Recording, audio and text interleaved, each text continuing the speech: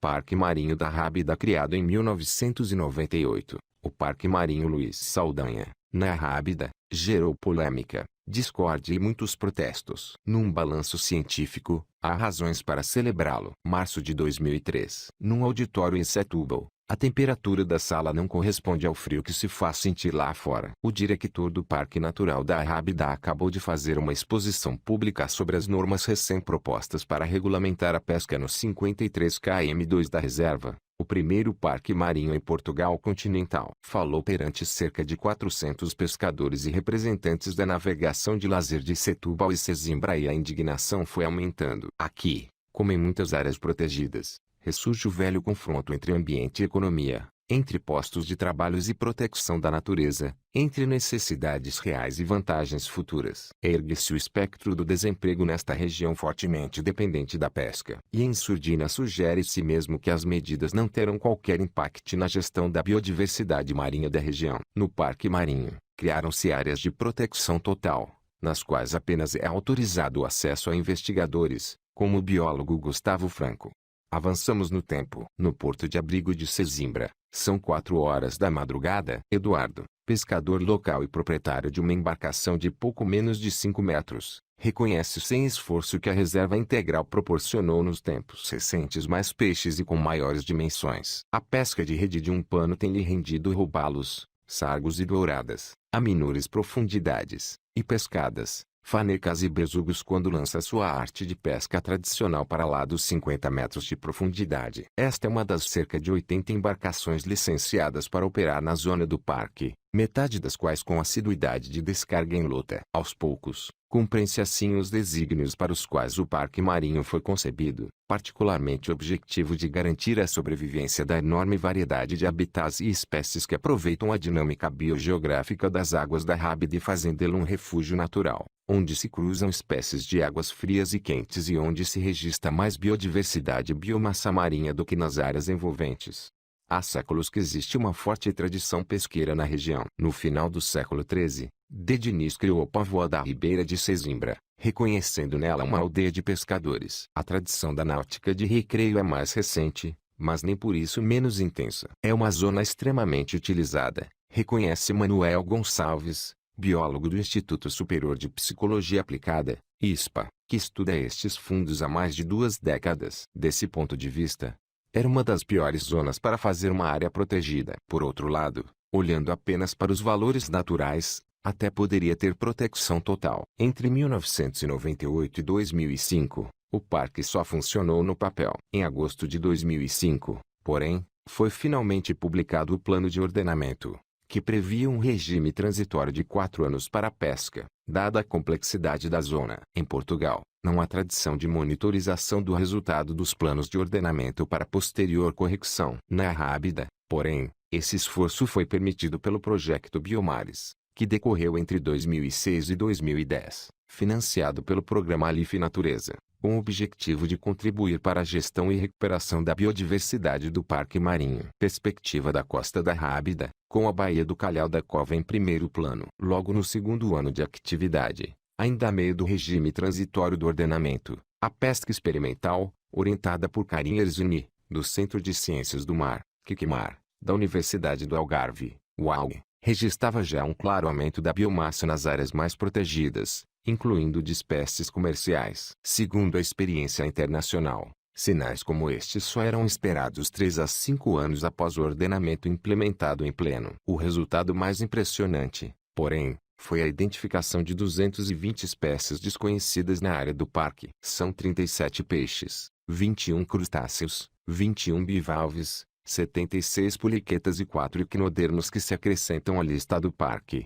agora com 1.320 espécies recenseadas. As alterações da biodiversidade não são ainda conclusivas em relação às medidas de conservação, mas tanto os dados recolhidos pelo ISPA como pela UALG mostram um índice maior de biodiversidade na área de proteção total. Estas zonas, muitas vezes mal aceites, são a única maneira de criar um sistema de comparação para separar os efeitos da ação humana dos efeitos climáticos ou outros efeitos globais.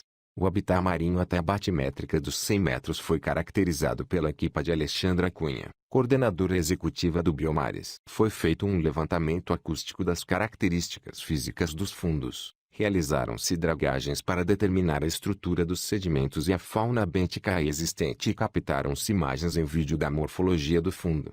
O modelo digital tridimensional do fundo que resultou das sondagens confirmou a percepção da bióloga, ao mostrar que as zonas do parque deveriam ter seguido as linhas batimétricas em vez de ser traçadas a esquadro. Mas verdadeiramente surpreendentes foram o resultado das dragagens, responsáveis por cerca de 70 das novas espécies inventariadas no parque, e as filmagens do fundo, que revelaram enormes campos de pinas, atrina pectinata, até agora ignorados. Uma cardume de sargos junto da superfície revela o aumento da biomassa, bem como a sua tranquilidade na presença do ser humano. Uma novidade proporcionada pelo Parque Marinho. O volume de conhecimento científico produzido desde 2005 sobre a biodiversidade do parque tem sido incomparável. O projeto Biomares concentrou-se num esforço para replantar as pradarias marinhas do parque que rapidamente evoluiu também para um levantamento cartográfico exaustivo sobre a sua localização. O programa de replantação começou em 2007 com testes de métodos e materiais, sob orientação de Marco Fonseca,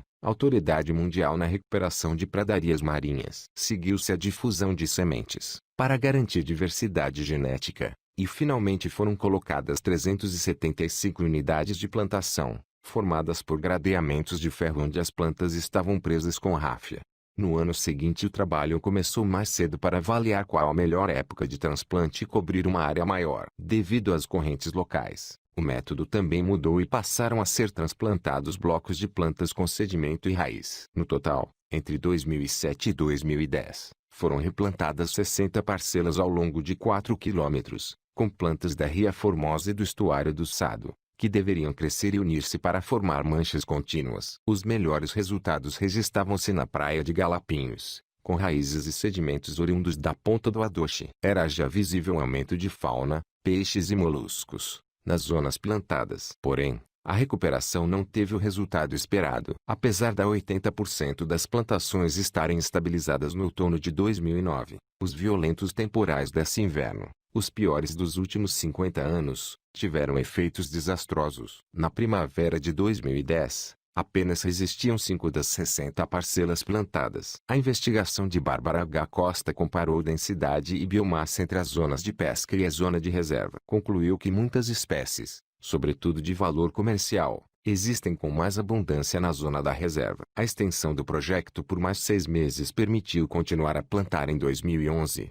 mas apostando agora em concentrar densas parcelas onde as plantações resistiram, em vez de espalhar pequenos blocos numa vasta área. A iniciativa trouxe importantes ensinamentos para a conservação deste habitat, juntando-se porém à lista de áreas europeias onde não se conseguiu ainda recuperar uma pradaria marinha, um dos habitats mais vulneráveis e decisivos para a conservação da biodiversidade marinha. Trabalhando no outro espectro, o ISPA e o QQMAR estudam a conectividade e os fatores de ocorrência e dispersão das larvas no parque marinho, enquanto outra equipa do ISPA desenvolve investigação através da genética para perceber se os juvenis provêm dali ou de outros locais, para saber se a área se autossustenta ou acolhe recrutas de outros lados. A conectividade é o fundamento das redes de áreas protegidas, que não são apenas um conjunto de locais, mas sim uma rede de funcionalidades entre áreas, esclarece Manuel Gonçalves.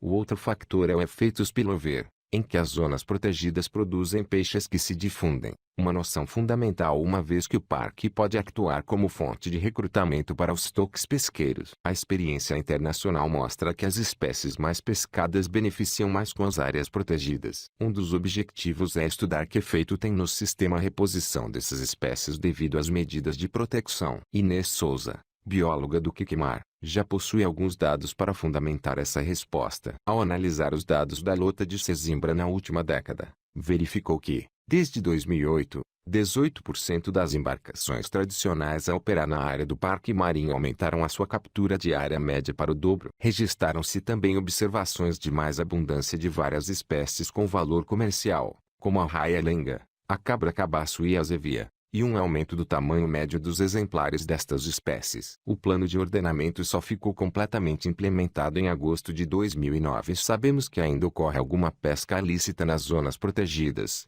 pelo que são resultados que surpreendem pela positiva.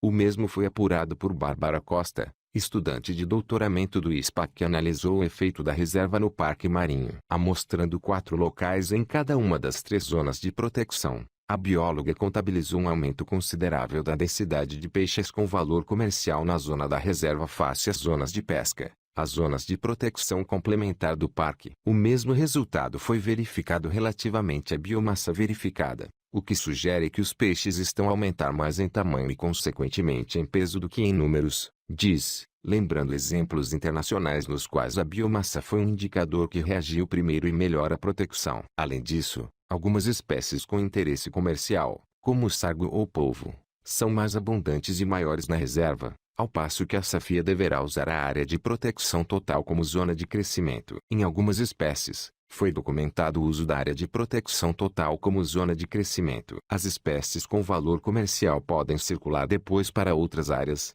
contribuindo para o aumento dos índices de pesca. E depois ao vector adicional, uma reserva marinha tem tendência a gerar condições para aumentar a riqueza de espécies. O mesmo estudo deu conta de um aumento razoável no avistamento de espécies antes e depois do plano de ordenamento, sugerindo uma melhoria rápida. A análise tem abrangido espécies com e sem valor comercial até porque, como resume Manuel Gonçalves, olhamos para a biodiversidade como um todo, para além de olharmos para as espécies da pesca. Para Miguel Henriques, responsável pela gestão do parque marinho, o futuro da zona depende da continuidade da investigação, pois falta fazer monitorização de longo prazo, conhecer o modelo de circulação costeira, estudar o efeito de reserva, avaliar a conectividade com áreas adjacentes, associar as espécies aos diferentes habitats, perceber o impacto de espécies exóticas, determinar a capacidade de carga do sistema e gerir a integração da pesca e outras atividades. Os resultados palpáveis das medidas de conservação atenuaram a contestação local ao parque marinho, embora ela ainda exista. Restam ainda várias etapas de monitorização e sobretudo falta aguardar alguns anos, pois, como comprovou o acidente com as pradarias marinhas, um acontecimento extraordinário pode modificar o frágil equilíbrio do ecossistema. Porém, à medida que maiores e novas espécies de peixe emergem da zona de proteção total, é inegável sublinhar que o parque marinho já está bem longe do cenário construído naquela noite fria de março de 2003.